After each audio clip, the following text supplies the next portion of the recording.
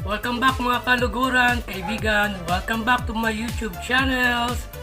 Ayan, sa araw po na ito ay gagawa po tayo ng isang event decoration, team birthday party decoration para po sa ating mga anak, lalo na sa ating mga tikiting na kababaihan. Sana po ay magustuhan niyo ang ating My Little Pony birthday team decoration. Pakan po ninyo pagkatapos lang po ng short introduction.